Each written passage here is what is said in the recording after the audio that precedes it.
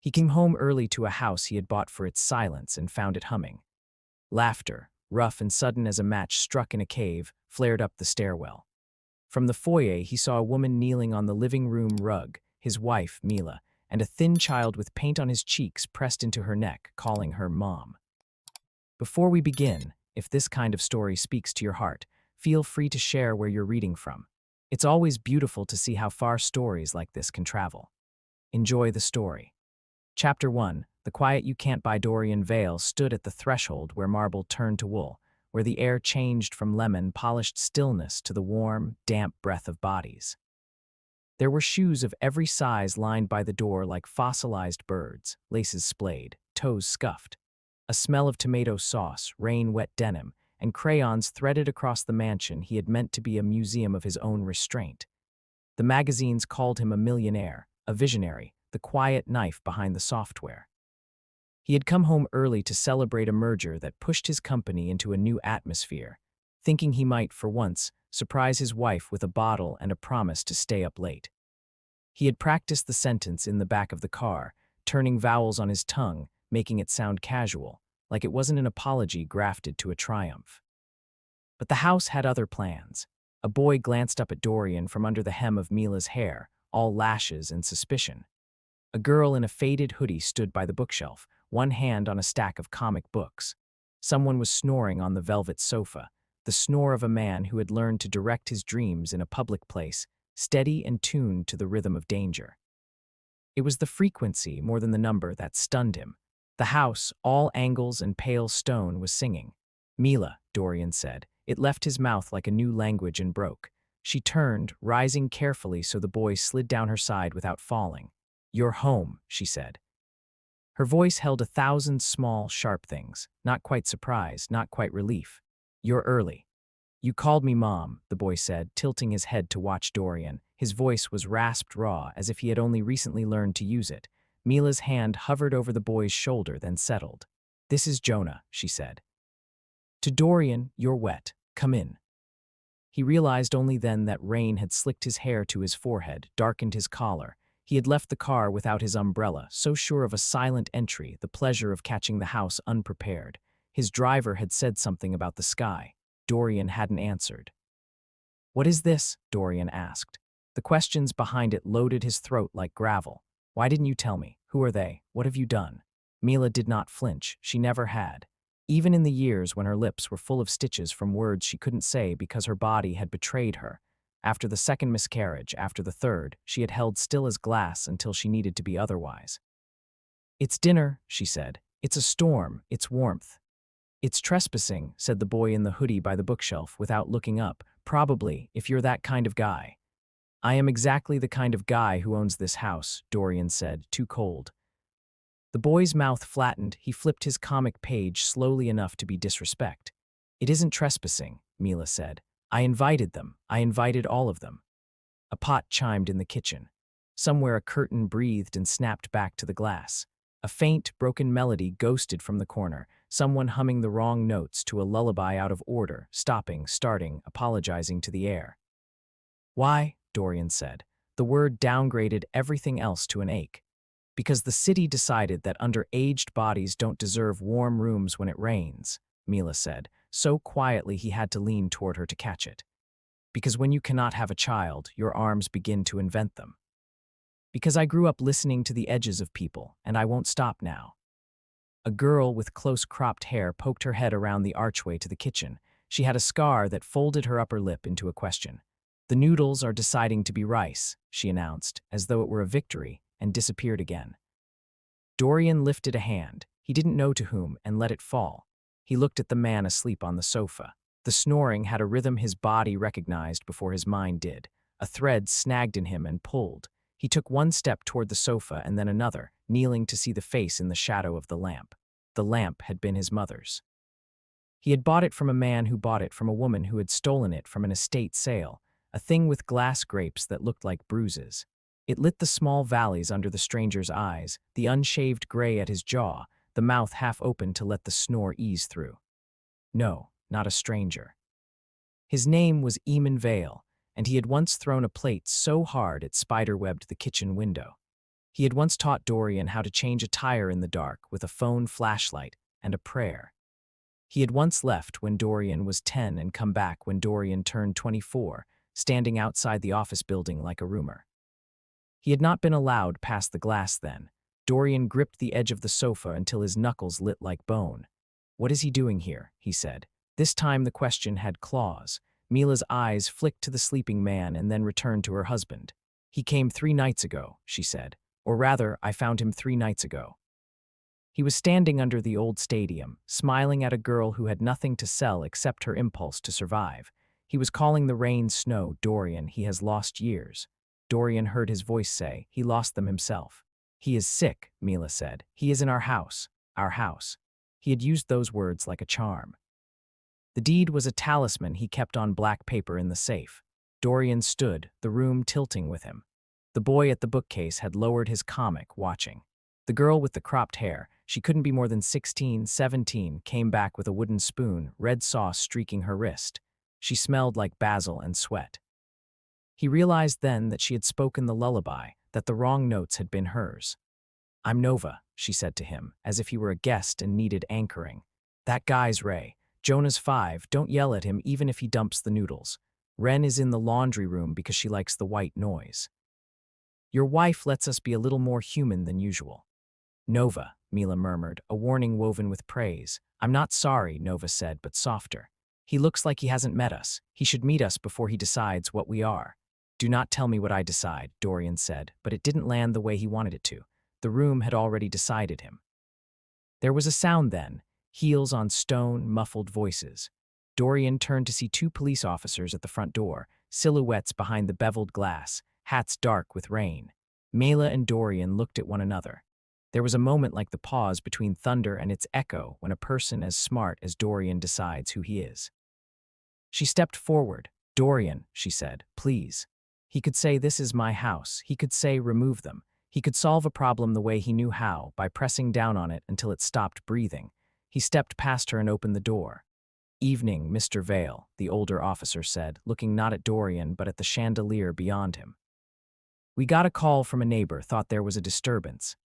"There is dinner," Dorian said. He made his voice a room to sit in. "We are entertaining guests." The younger officer peered past him, saw small shoulders, saw plastic cups lined up on the table like parade soldiers. The rain pushed a palm against the door as if checking its seam. "It's not typical," the older one said. "Neither is generosity," Dorian said. "Good night, officers." They stood for a heartbeat longer, measuring the space between what they knew and what they could say. Then they tipped their hats to the rich man and the woman behind him, to the children turning into furniture to avoid detection, as if the right angle would render them harmless. The men left a slick of rain on the steps. Dorian closed the door and locked it, though he had never needed to in this neighborhood. Mila looked at him then with something that had been love and was now also relief. He found he could not hold her eyes. He looked at his father and felt a territory inside him shift. Chapter 2, The skin we live in they ate without grace but with joy. The noodles were rice after all and no one mentioned it. Jonah spilled sauce and cried as if his heart were an open tap. Nova lopsided the tablecloth to soak it up and whispered jokes until he hiccuped a laugh. Ray ate like a person who didn't trust the second bowl would follow the first. Ren kept pressing the red plastic cup against her ear as if listening for the ocean. Dorian sat at the far end like a foreign dignitary, watching the choreography of this small nation. Mila moved between plates and voices as if she had been doing it her whole life. He had never seen her so alive. He had never felt so clumsy in his own home. "Nova, tell Dorian about the test," Mila said, and Nova immediately squinted at her as though the word test were a trap. "What test?" Nova said, wiping sauce on the back of her wrist and then rubbing it on her jeans, leaving streaks like war paint. "The practice GED," Mila said. "Don't be shy, bravery looks better on you." Nova made a face and then gave in. "I scored like whatever," she said, flicking her fingers above the table. "But the point is, I did it. Without a person behind me yelling and a person in front of me pretending not to notice." "She scored in the 90th percentile," Mila said. Nova's ears pinked. "Shut up," she grinned. "You like tests," Dorian said before he could stop himself. "Or you like surviving them." Nova flicked him a look that said he had a brain and she could see it. Both, she said, and I like buildings, and the way they could be if someone remembered that air and light are as important as concrete. Your house forgets sometimes to be warm. I think about how to make it forgive itself. He wanted to say this house does not need forgiveness. He wanted to ask what happened to your lip, who did that to you, why were you alone? He wanted to run to his office and make 1,000 phone calls, move money, erect scaffolds, direct the river into new channels until all the people he wanted to protect stood on dry ground. Mila put her hand over his. Her fingers were cool. You're clenching, she said. Your power makes your jaw stronger, but your heart smaller when you forget. Breathe, he laughed, a sound that tasted like failure. You should have told me. I tried, she said. Her eyes softened and cut him all at once. Do you remember the night in January I asked if you could stay home because the snow was coming? I stayed, he said, too quickly. You stayed until 9, she said. The storm broke the city like a tooth. There were 6 kids at the train station pretending the benches were beds. I brought them here. I made hot chocolate out of the last of the milk. You were on a video call explaining to your board how flexibility is a branding strategy. Ray spoke then, eyes on his fork. We liked the chocolate, he said. It tasted like a movie. He pressed his lips together after, as if hoping the words could be taken back and turned into something less vulnerable. Dorian swallowed. And my father, he said. Did you bring him because he is an easy stray to collect? I brought him because he is a human being, Mila said. Also because when I took his hand he said your name, though he put it in the wrong place in time. He thought you were 12. It was not a pleasant sentence. The old man had woken at the sound of his name, blinking clean of sleep like a man rising under a pond into sunlight startled and gold. He looked at Dorian as if weighing him against a ghost from a story he had told too many times at bars. You, Eamon said. It flowered into a smile and then died. No, you're not the boy. I am the boy, Dorian said. I made him into a man so no one could do this to him again. Eamon rubbed his chest as if searching for a bruise. I had a dog once, he said to no one. He could hear the thunder before it came. He would come find me and I'd put a blanket over us both. He could not stop the weather. He could tell me how big to make my fear. Would you like water? Mila asked him gently. He nodded as if water were a miracle. Dorian watched his wife hold the glass to his father's mouth and remembered a kitchen lit by a single bulb that never lost its hum. He remembered soup with salt like pennies. He remembered a woman singing with teeth clenched because the little boy needed a lullaby and the big man needed proof he could not break her. He got up from the table and went to his office because he needed a room with a boundary he could see. The office smelled like paper and dust and uncashed checks. He had placed a photograph there he never looked at, he and Mila on a beach decades and 10 years thinner. He opened the safe because staring at numbers calmed him. He ran his fingers over the sealed envelopes. Legal things, the house, the company. His future as seen by men in suits who could rearrange lives with a pen. His hand touched cardboard, a box he did not recognize. The tape was cheap and gummy and had been opened and closed with care. He lifted the lid and found, to his confusion, a neat stack of letters. He read the first. Dorian, it began. I found someone you need to meet. The handwriting was Mila's. The date was 3 months ago. He read another. I know your answer and I cannot ask for permission I can't trust you to give. He read another. If you cannot hear me, I must speak louder with my actions. Behind it, a folder labeled night window with pencil sketches. A bed, a cupboard, a door with a latch high enough that small hands could not open it without intention. Drawings of the East Wing reimagined with bunks that did not feel like bunks, with lamps like suns, with a quiet room, with a kitchen stocked not just with food but words like welcome, we have time. He imagined the house as the girl Nova saw it, a thing with bones that could be rearranged to shelter or injure. He imagined himself as he lived in their mouths, not a man but a decision. He closed the box. When he returned to the dining room, Jonahs were asleep on couches.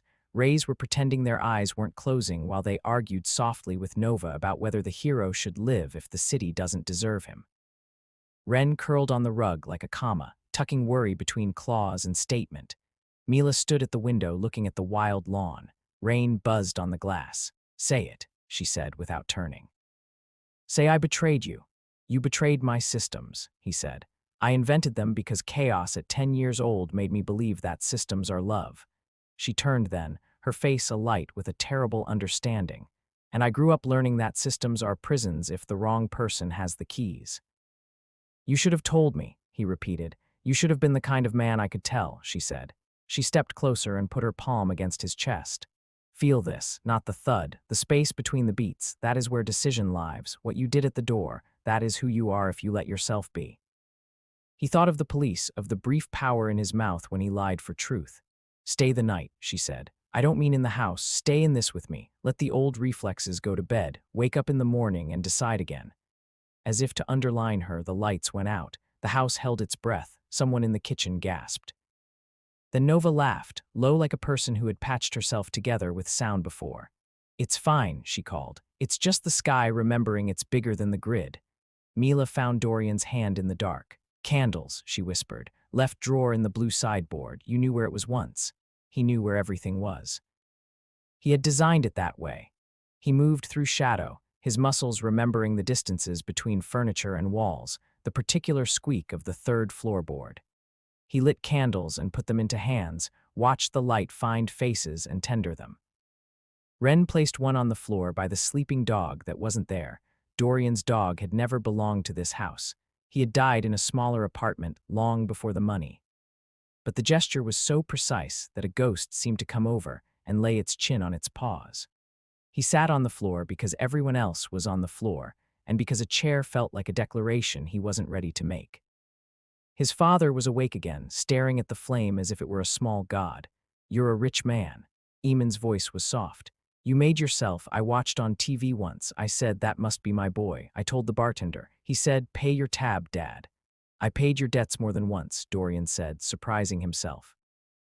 I paid them to keep your name from my mouth. I paid them because I could not bear the thought of a man with my face in a doorway, asking. Eamon looked up at the ceiling as if counting cracks. I wasn't there right, he agreed. You were there better than I could be. I got hit in the head when I was 22. Did I ever tell you that? Probably not. I forget which stories I gave you. I bled and then I drank and then the bleeding felt like the drinking.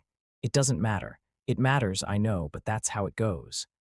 Did you come back now because you're sorry? Dorian asked, hearing the child that still lived under his voice. I came back because I looked at a streetlight and thought it was a person, Eamon said.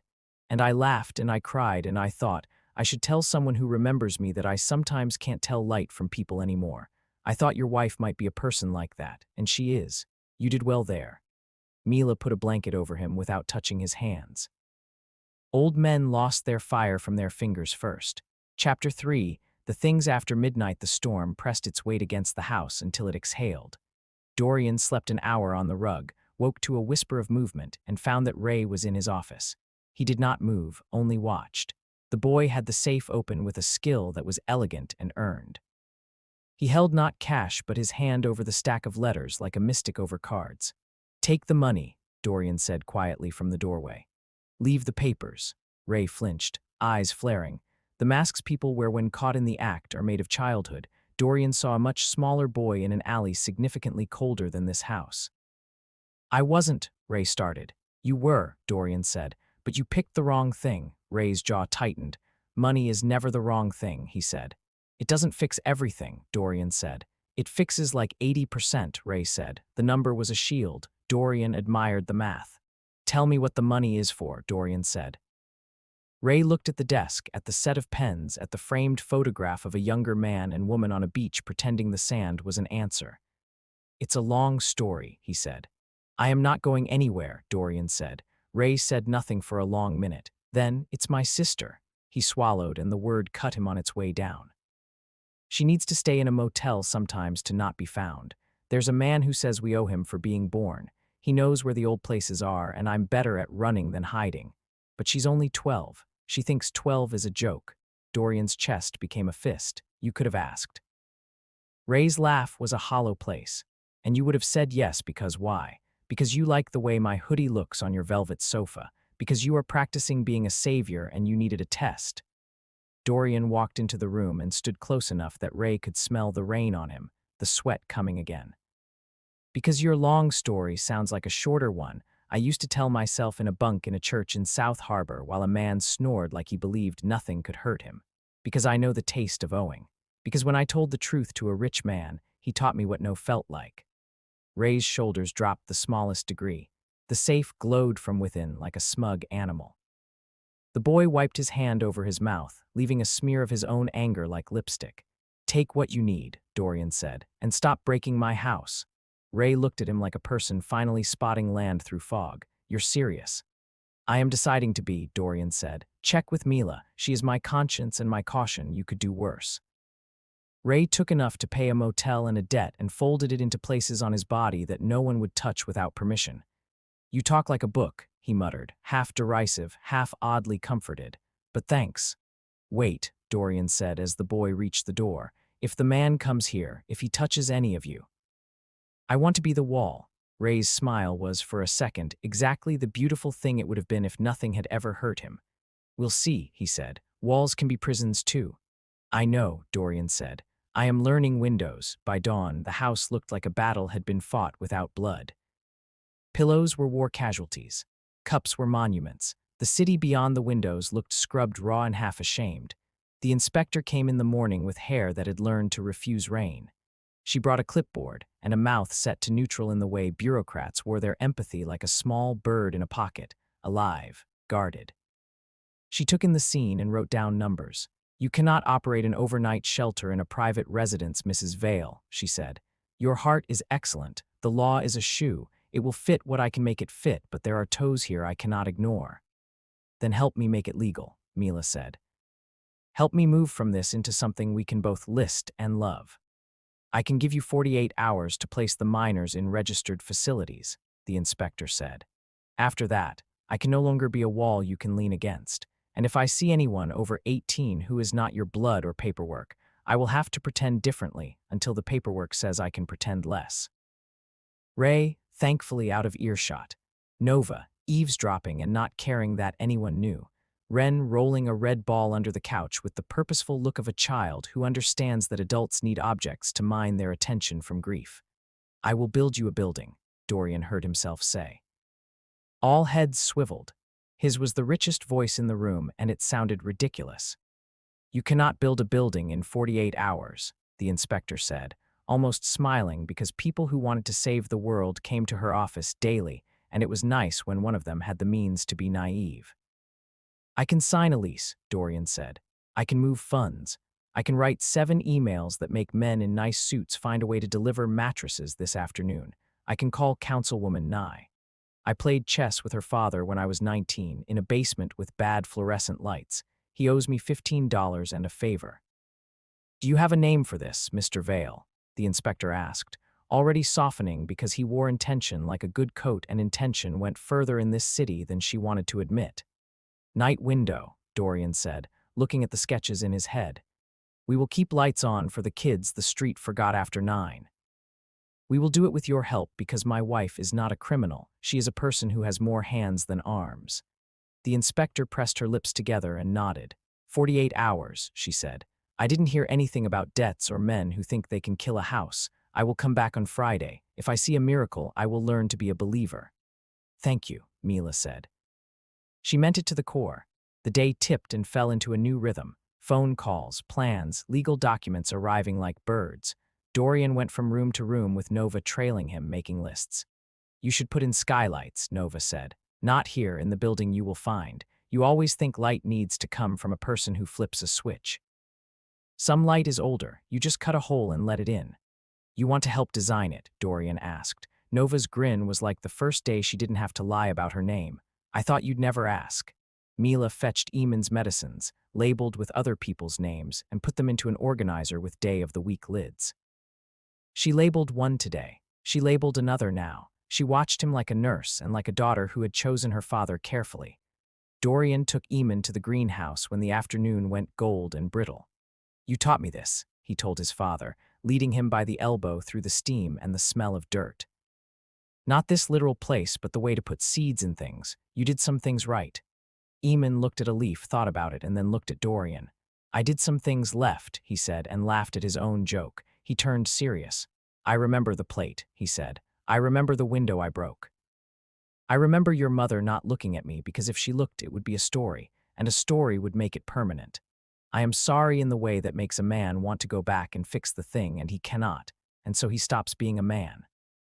Dorian closed his eyes. He thought of his mother's hands at the sink, the broken window letting snow in while she washed dishes with her palms red. He thought of the plate, a white disk that could have been a moon or a weapon. He opened his eyes and saw his father's watery gray ones. "I will not forgive you because that word belongs to people who get to reclaim what was lost by speaking it," he said, "but I will not make my life a record of your debts." "That is as much as I can offer." Eamon nodded. "It is a lot. Keep it."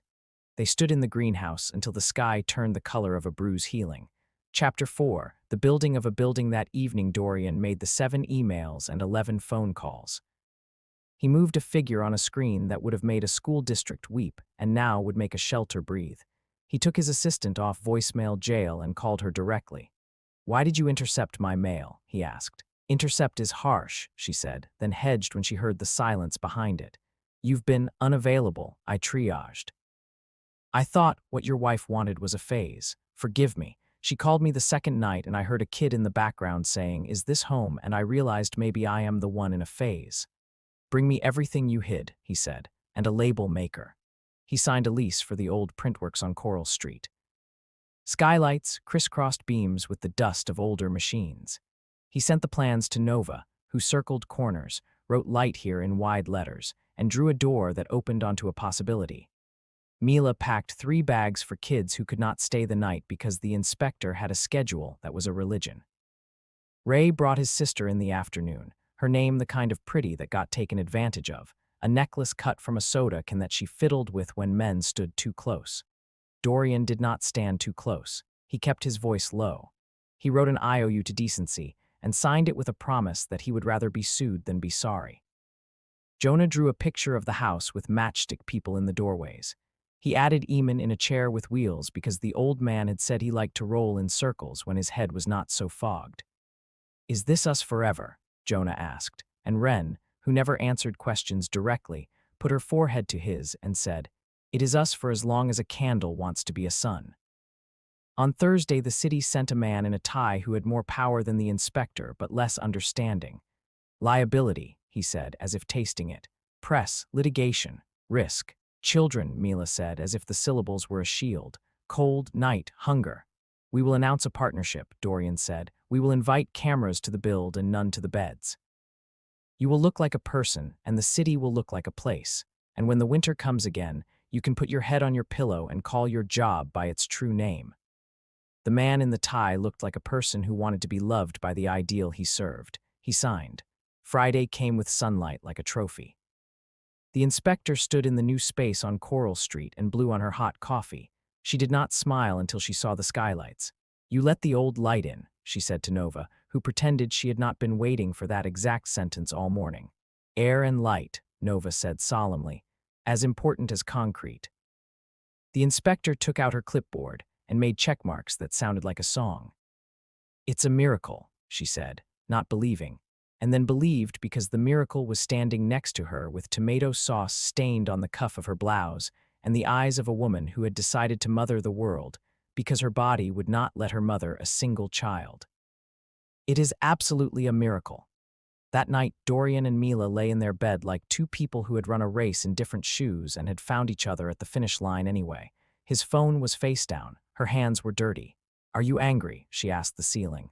"I am rearranged," he said. "I feel like my heart moved a little to the left and a little forward. I feel like I have been looking at a house while it built itself around me and calling the scaffolding home." She turned to him. "We could still adopt," she said. He could hear the fear behind it, not of the children, but of hope. "We have," he said.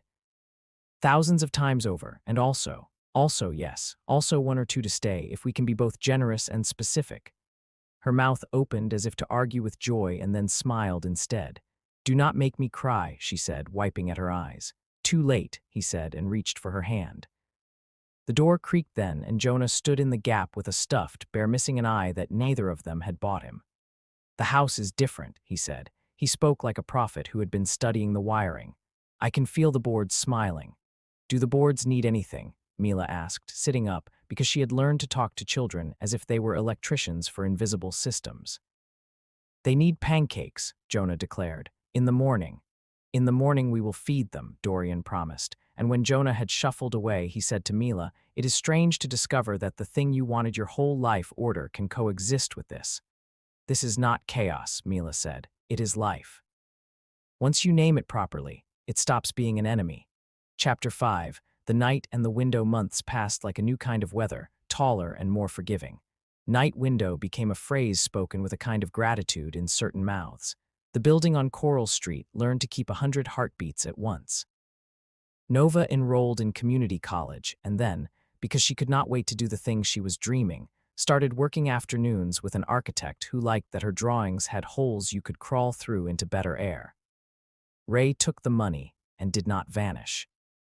He bought a lock for the motel door and a brighter coat for his sister and started to think about debt the way Dorian suddenly thought about wealth, as a story a person could climb out of, rung by rung, if he had the right hands under his boots.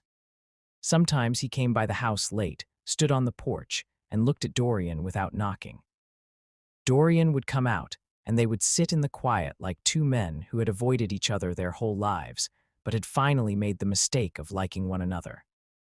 Wren grew into a girl who spoke only to animals and people, who did not demand answers, but lined the air with questions like laundry.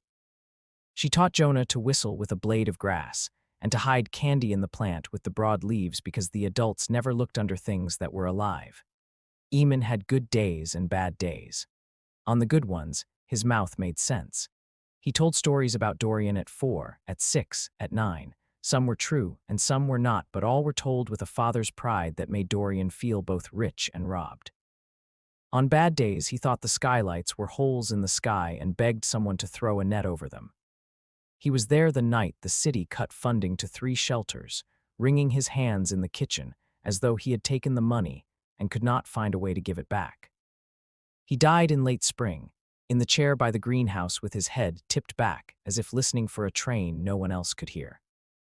Dorian sat with him long after the heat had gone, feeling orphaned by a man who had orphaned him before, and had somehow also delivered him a second time to a moment where goodbye meant less fury and more air. They buried Eamon under a tree whose roots had learned to stay away from pipes. The funeral was small and unembarrassed of its tears. A woman came who had once loved him enough to think she could change him. She was gray and kind, and gave Dorian a photograph of a much younger Eamon holding a toddler who might be Dorian or a stranger. "It doesn't matter," she said. "Every man was someone's little boy, we forget." After the funeral, Dorian walked to the night window building. He let himself in with a key he had not had to ask for, the answer to the question of who he wanted to be had since the night of the storm begun to answer itself. He stepped under the skylight and looked up. 3 birds cut across the square of afternoon. He felt something unclench. There were failures, always. A kid who was doing fine until he wasn't. A night when an angry man came and shouted through the door and the staff had to call the police because sometimes a wall was not a prison but a promise. A grant that fell through. An article that called them careless in a font that looked like a blade. But the work was what it had always been, a series of little concerts performed for an audience of hunger and doubt, the applause a soft sound, a exhale, a body smoothing itself like a bed sheet and sleeping for the first time without a foot against the door. One evening, after a long meeting about nothing that mattered because it had been about everything, hot showers and sock donations, and the terrible poetry of budgets, Dorian took the long way home. He stepped into the house by the back entrance and stood with his hand on the frame, listening. He had come home early again. He had come home often now, early later always. And now he could not believe what he saw, not because it broke him, but because it stretched him beyond the boy in the cold church and the man who bought silence in bulk. There were children in the kitchen making pancakes, the boards smiling under their bare feet. There was a girl at the table drawing a door that opened up and let a staircase in. There was Ray sitting on the floor with his sister, his hoodie off, a bruise fading at his throat like a storm that had decided to go bother someone else. There was Mila by the window, watching the city with her hand on her stomach, a tenderness there that did not need explanation, but received it anyway when she looked at him. "Before we start any sentence," she said, shining like a person who swallowed the sun and had learned how to let it out in safe amounts, "I saw the doctor. He stood very still and let the house hold him. It's early," Mila said. "It's dangerous to tell." Hope is a rope that can strangle you if you don't hold it right, but I wanted you to have this now, even if the story ends differently. I wanted you to see me like this. I wanted to see your face." Her words moved through him like an aftershock. He put a hand against the doorframe to steady the house while it decided not to fall down. "We will hope properly," he said. And because he had learned that prayer is anything you say with your mouth while your hands do the work, he kissed her and put his other hand in hers and let the promise pass through their skin into the wood. The twist they did not see coming, because life respects no building permits, was not tragic but human. The pregnancy did not hold. It broke in the middle of the night like a dish none of them had meant to use. They spent a day in the hospital under a light too bright to be merciful. They went home and slept in short pieces and did not speak for long hours because words have weight, and so do eyelids. In the morning, Jonah's were gently told, and Ray's and Nova's and Wren's. The house learned a new grief, the kind that was tidy and survived by being named. Nova made pancakes she did not eat. Ray fixed a cabinet with a screw driven in too tight weeks ago. Wren put all the candles in a row and lit them. Jonah put his picture on the fridge, a house with people in the doorways, and added an angel with terrible proportions because angels are always disproportionate in the stories that don't lie. They had thought this would be the thing to undo them. It wasn't. It was another piece. It sat beside the other stories, neither better nor worse, heavy and honest. It taught the house how to cradle and be cradled. A year after the storm, Night Window was on its 5th story of 1,000 stories. Nova stood in the old printworks with blueprints rolled under her arm, a string around her wrist, tied by a child who believed knots were a way to hold on to people. She pointed to a section of wall where Dorian imagined shelves, as stable and unsentimental as his old solutions. "Here," she said, "we cut a window and make a bench under it, for looking at how the light moves, for understanding things that don't ask your permission to change you."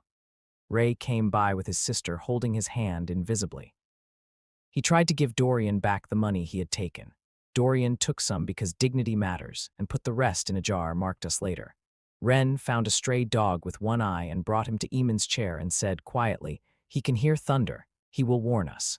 No one argued because some prophecies deserve to come true on their own. Mila leaned against the doorframe of the new building, watching a boy using a broom as if it were a sword and a girl using her open palms to cup light. She looked at Dorian. "This is what you saw when you came home early," she said. "Not the scandal everyone assumes when they hear that sentence. You saw me with children in our house.